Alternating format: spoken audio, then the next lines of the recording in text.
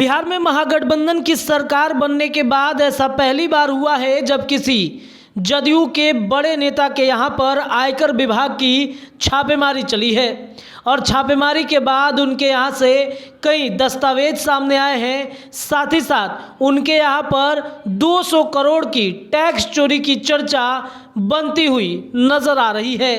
वो कोई और नहीं बल्कि नीतीश के काफ़ी करीबी माने जाने वाले एमएलसी राधाचरण शाह की बात कर रहे हैं। पिछले 2 दिनों से बिहार में राधाचरण शाह के तमाम ठिकानों पर छापेमारियां चल रही है और इस छापेमारी में अब तक में जो खुलासा हुआ है उसमें ये खुलासा हुआ है कि राधाचरण शाह के यहाँ 200 करोड़ टैक्स चोरी हुई है और इस टैक्स चोरी में कई फर्जी दस्तावेज भी सामने आए हैं। आपके बताएं कि राधाचरण शाह के ठिकानों पर छापेमारी में 200 करोड़ की टैक्स चोरी पकड़ी गई है। जदयू एमएलसी व नीतीश कुमार के काफ़ी करीबी गिने जाने वाले एमएलसी राधाचरण शाह और उनके सहयोगी अशोक कुमार के ठिकानों पर आयकर विभाग के छापेमारी दूसरे दिन के दौरान कई फर्जी दस्तावेज और बिना बिल या कच्चे में लेन देन से जुड़े कागजात बरामद किए गए। खनन से जुड़े कारोबार के मामले इनके साथ सबसे ज़्यादा जो मामले हैं वो बालू के अवैध खनन से जुड़ा हुआ है। पूरे मामले की जांच में बड़ी संख्या में टैक्स चोरी की बात सामने आई। अब तक 200 करोड़ रुपये की गड़बड़ी सामने आई है। पहले दिन करीब जांच में पता चला कि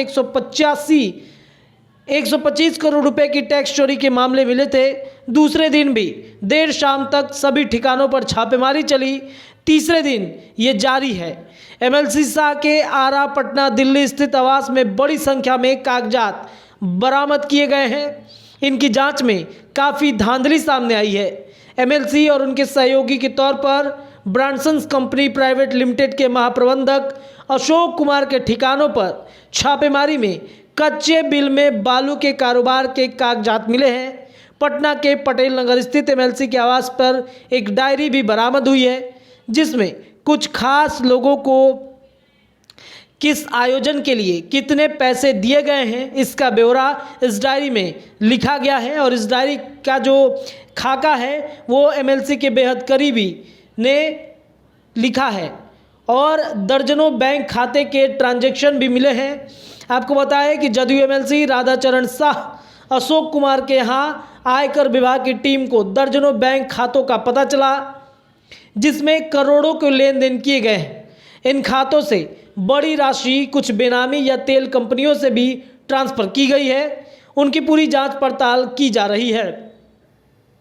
इसके साथ साथ बुधवार को जिस तरीके से जांच पहुंचा उसमें कई तरह के बड़े खुलासे हुए हैं और तीसरे दिन यानी आज के दिन भी ये छापेमारी चल रही है।